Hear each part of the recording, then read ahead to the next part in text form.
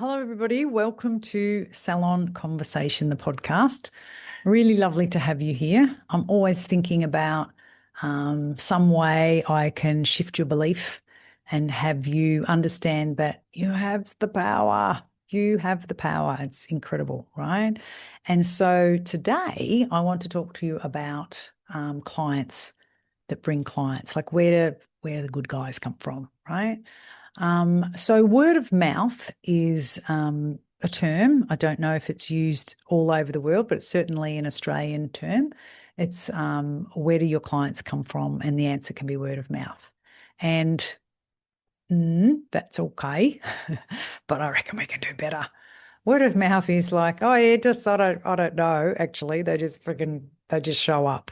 So word of mouth is someone must be telling them. I don't know, but they just keep coming back and showing up. So word of mouth, I would say, is a lazy version of our clients tell clients. So it makes sense to me to tap into that. So I'll tell you a little story about. I heard this many, many, many, many years ago, and it was a story, and I don't know if it's a proverb or a fable or whatever it is, but it was a story about Patty the dentist. So I don't know if you've heard this, but Patty the dentist, Patrick, the dentist had made a decision that he wanted to change his dentist practice. So he decided that he would grade all the clients A, B, C, and D. So the A grade clients came on time, whatever they needed done, x-rays, fillings, I don't know, veneers, whatever, right? Look at my teeth. Hello, I'm a dentist delight. They had it all done. They really loved Paddy and they trusted him. And they referred clients to Paddy. And then what he did was B grade clients were very similar to the A, but they were missing. They probably didn't make their appointments as regular. So they might not have made their appointment on the day. They might not have taken his advice on what toothpaste to use, something. So just one little thing was missing. So in our version, in skin, it would be that they are very regular, they're consistent, they come in all the time, but they've never actually referred another person or they don't rebook or something's missing. And then a C grade client is a couple of things missing. They're a great client, love looking after them, love their visits. They are inconsistent and they buy the minimum amount of home care. So that makes a C. And the D is ones. The D stands for drainer. Like you just think, mate, how much convincing do I need to do before you realise that I can't keep colouring your hair and having the ends cooked, or you can't keep something. So the D grade dentists for Paddy were people that only showed up when they had toothache. And if that's you, get into the dentist because there is a connection between longevity, health, and wellness to our teeth. And our teeth are almost like they're the things that can show when there's other things wrong in your body, it shows up in your teeth. So if somebody has teeth that aren't good, although mine are bought, it shows. It shows in their teeth and it can be showing up somewhere else, right? So what he did was he listed the A's, the B's and the C's. And then what he did was he asked the D's to find another clinic and he gave them a voucher for another dental clinic. And you're thinking, oh, wow, that was a bit brave, Patty. Yeah, it was. And what he did then was he asked the A grade clients to bring him in somebody just like them. And he gave them, now I don't know what the story was, a long time ago, but he gave them something for doing that. So he said, here is in advance, your next clean and scale or whatever you call it is on me. And all I'd like you to do is hand out these refer a friend cards. So here we go, refer a friends. I've been working on that with my team machine clients. So what he did was he removed the D's and he doubled the A's. Now, what do you think that would do to the morale of your business? What do you think that would do to your bottom line? What do you think that would do to your sense of, I'm a damn good dentist. Look at the clients I've got. But what happens to us in the beauty salon and the hair salon is sometimes we spend a lot of energy and time trying to please someone who's, let's be honest, hard work, unpleasable. It's not much joy. You think, seriously? So if we remove the D's and we double down on the A's, and I would also say the B's, what I want you to do is educate, like name the thing that's missing in a B and educate. So it might be just rebooking, work on that. Name the thing that's missing in a C. There might be a couple, there will be, and just name that. Just talk on that. Just talk on rebooking, talk on, you know, the power of a product and giving them a sample or whatever it is you do. But if you just keep constantly grading them up, right? So you just get to the next level, and it's amazing how much time those drainers spend. And I've done this myself. I've coached some salons, and I've got this people pleasing gene that really, it's why I've got where I am, because I really care to tell you the truth and I really want you to know. But it also bites me in the ass, right? Because I just want to help that person. I just think, no, you'll get it eventually. And I think I'm dragging them. You know, I'm wanting more for that salon owner than that salon owner is prepared to do for herself. And that's a recipe for disaster. What does Mel Robbins say? Just let them, let them fail. That's hard for me. That's very hard for me. And the reason I think it's hard for me is because I was a stubborn little shithead and I didn't really want to learn until I decided I did, and then I learned.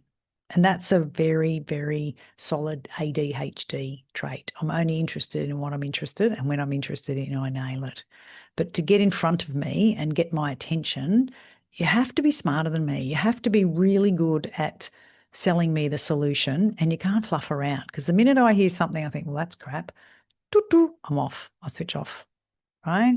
So I actually like people that go, you're wrong, and here's why. And I think, yeah, this one's got some cajoles. Good. I actually like that. But I've also learnt that a lot of people don't like that. So I can remember years and years ago. So some of the things I remember, they've just stayed with me forever. It's like you've got this little section in your day that says like memory sucking in, and it's going to be there forever. And I remember doing this consult with a coach that I worked with for years. And he said, so when did you realize that you'd lost control of your business? And I thought, if you, I haven't lost control of my business, is what I thought.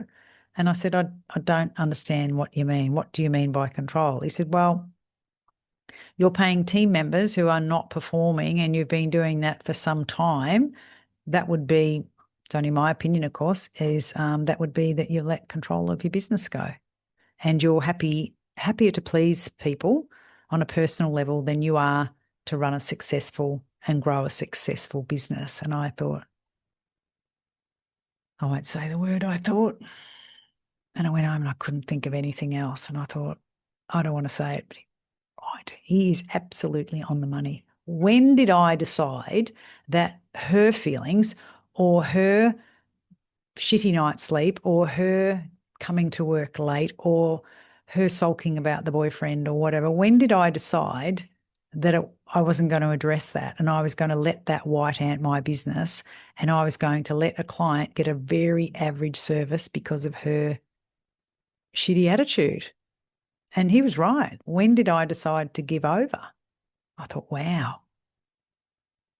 So it was this really sliding doors moment where I was thinking, well, that's a bit shit, but it's the truth and I needed to hear it. And I think I've always been, in Italian, they say testa dura, a hard-headed woman. You know, there's a song about that, hard-headed woman. And I think, here I am. But when you get through, nobody changes like I do. Like once I get it, I get it. And so that really catapulted me into thinking about, this is interesting. And then I went back and I looked at the clients that I used to dread when I saw, and I thought, yeah, she's a D. She does not book. She does not repeat, blah, blah, blah. And I thought, I don't want to do her anymore. I don't. And so I thought about, how do I create more of what I've got and love? And although the word of mouth just sort of, ticks along in the background, putting some action behind that and asking the clients that you love to bring you someone else just like them is, one, a compliment, and two, it's a very clear instruction of what you'd like to do. So as simple as, at the end, just so that you know, Karen, I love looking after you. I love you. I love the results we're getting with your skin, and when I look at where we started and where we are now, I reckon we're a damn good team. So what I'm looking for is to almost stop taking random people who come in from the internet or whatever, just wander in the door. And I'm working on a strategy just to double down on friends of friends. And the reason I chose you is because I know that you love what we do here together. And I wondered, you may or you may not, do you have anybody just like you? Do you have a sister? Do you have a mum? Do you have a friend that would be interested in coming on a journey of finding the skin they love? Because I'd really like that. And so what I've got is a referral card, and it's pretty easy. You put your name on it, and then the person brings it in. And then what we do is we give the new person $50 off their first visit, and in return, when they come back, we give you 50. So get two of them between now and your next treatment, and you just had $100 off your next facial. So that's pretty cool. Or off a product or whatever you want. So that serum that you love, that you've run out of and you don't want to get yet, go find me too, girlfriend, and the serum's going to cost you $10. That's pretty cool. So can you see that I've connected the value of what I'm looking for? I've expressed gratitude for Karen and why I love looking after her. We got the results. And I've also given her clear instructions on what to do. And if she doesn't, that's fine too. But I've also connected that the serum that she wants for 110, bring me two clients, and she was for $10. So I haven't left any stone unturned. So clients bring clients and friends bring friends. And so what's really cool about giving the power to your client is they know. Like, I've got friends that I wouldn't recommend to different services that I do because I just know they wouldn't spend the money on it.